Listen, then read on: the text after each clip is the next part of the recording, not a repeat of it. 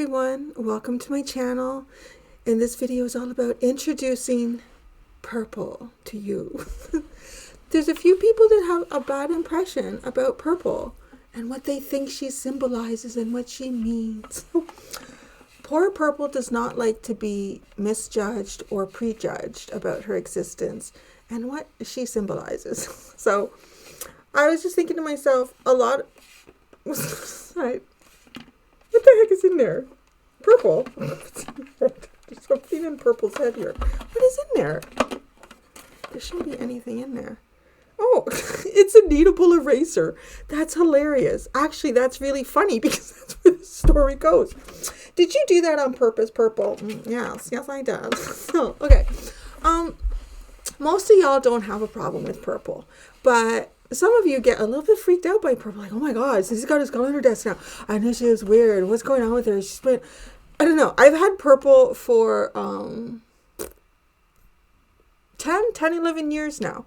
So some of you don't know who I am really, but you like to try to imagine and judge.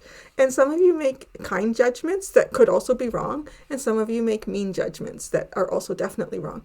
So I thought, I'm going to make a little video here to introduce you to purple and give you a little bit of an idea why I even have purple and maybe have a different perspective about the human skull. So her name is Purple. My son named her when he was about 3 years old because I acquired her and he thought she was pretty fascinating, and I had to make sure if he was playing with Purple, it was under adult supervision because he had a lot of fun with her. And sometimes I would find her in the garden at our house and he would place her into different places.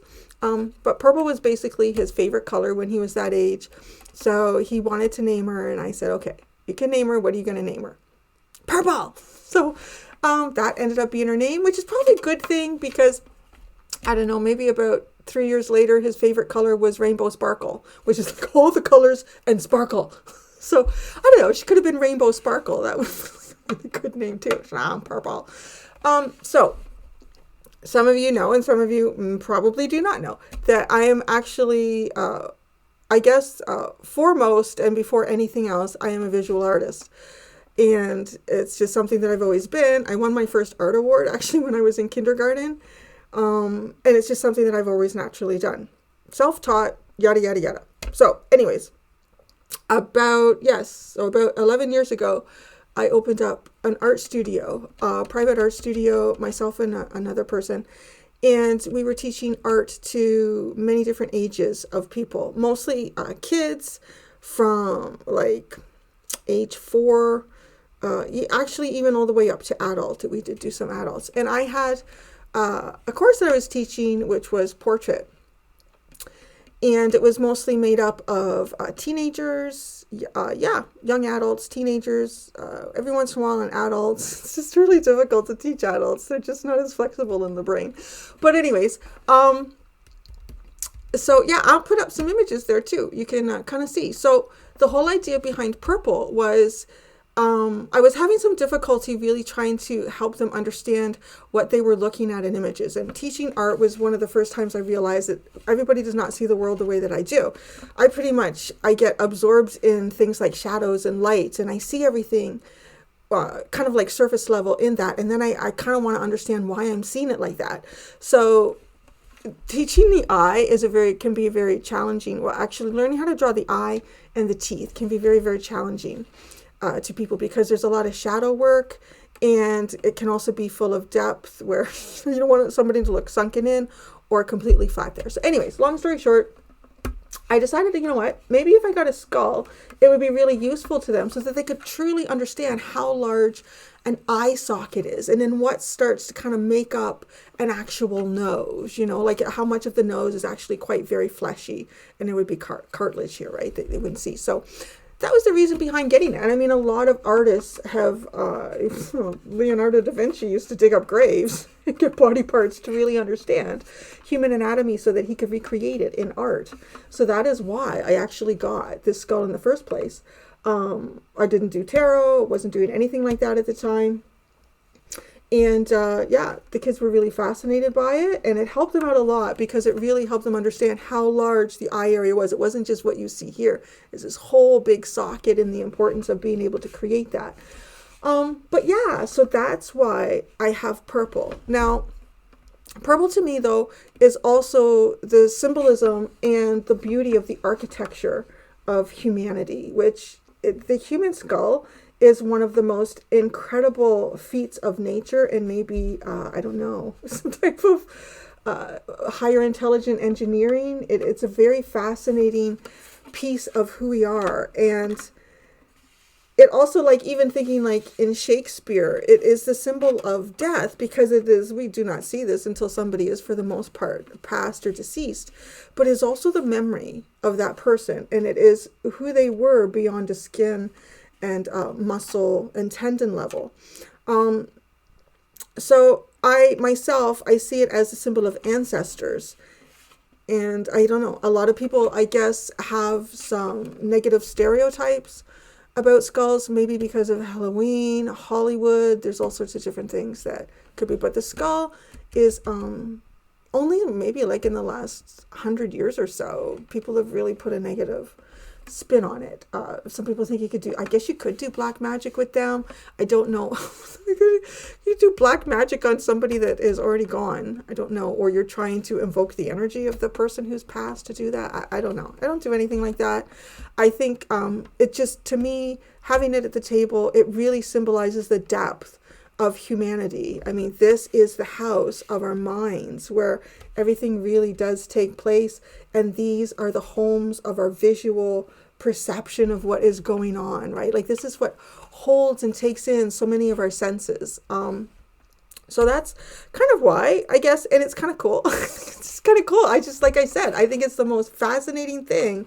It's just an absolute beautiful piece of, architecture to me. I'm fascinated by it. So this is not a real skull. This is not human bone. This is some type of, I guess, like plastic resin.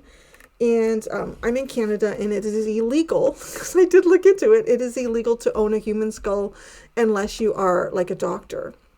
Or I guess, well, you would probably have to have a doctorate in some sort, even if it was in like medical studies or research or something like that. So again, like, I'm not disrespecting anybody by having someone's relative on my table. It is a plastic resin, but it is an actual perfect replica of, I believe it's a woman's skull, between the age of 20 and 30. It is an adult woman, but it is not to the point where it is starting to age and change again.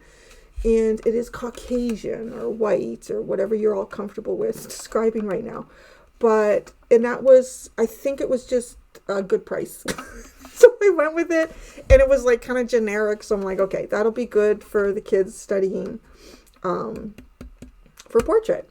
And I'll put up a couple of portraits that I have done. I haven't had a chance to do any artwork, I don't know, probably 5 or 6 years right now. I might go back to it one day. But this is purple, and she's not evil, and she won't do anything to you. She's just, who we all are. I used to tell the kids, to say, why would you get freaked out by this? Because you're looking at one right here, and you're one, and you're one, and you're one. You all have one of these. So, I just wanted to maybe properly and formally introduce purple to you, because some people are newer to the channel and don't remember the years, because she used to be, I know one of the comments, and I actually went in and I explained to them, because one of the comments is like, wow, yeah, I could see that you've really changed. No, I haven't changed. If anything, I used to have. If you've been on my channel since the beginning, you will remember there were time periods where purple was on the table. And I was going back like 3, 4, or 5 years ago. So she's just back again. She's sitting here. She likes the atmosphere. She thinks it's really groovy. And I just wanted to do that so that, that's the story of purple. And that's who she is. And she's been around, and she may be around for many other things over the years. There's a point in time when I'm not doing tarot or YouTube. Maybe she'll just be for Halloween, or I don't know, maybe we'll put a wig on her, give her some style. But yeah, I guess you can choose to maybe, if you want to, project any negativity that you assume about myself or purple. And to be quite honest, like if anybody is into like, taking things like this and dancing naked under the moonlight with it, I don't think there's anything wrong with that either. So yeah, I'm not saying that there is. And I think it's hilarious that she had a kneadable eraser. It's like, how long have you had that in there? See, this is her. So you can see, it's really interesting. You can actually see how the palette, you see like this is a perfect recreation. It was molded from an actual skull. You can see how the palette is knitted together. Here, would be where the spinal cord, the column is attached. What else do we have here? There is, there's holes here, which I'm guessing has to do with the ears maybe. It's maybe the nerves for the ears that go into the brain.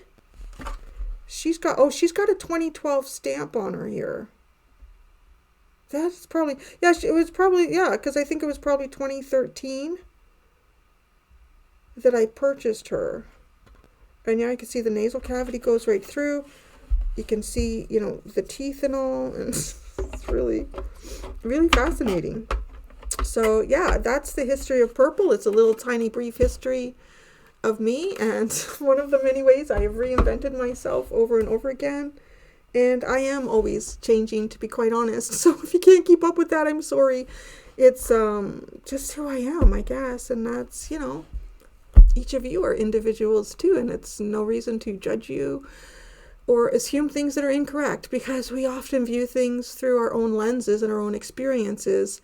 And those are very limited to the lives that we've led. And that there are 8 billion of us out there. So we all have different lives that we've been leading, and they are not all encircled around the intent and the impressions that we've absorbed from our own microenvironments. So that's all I wanted to say about that and give you a proper introduction on purple. So thank you very much, everybody. And remember, be gentle with yourselves. Bye.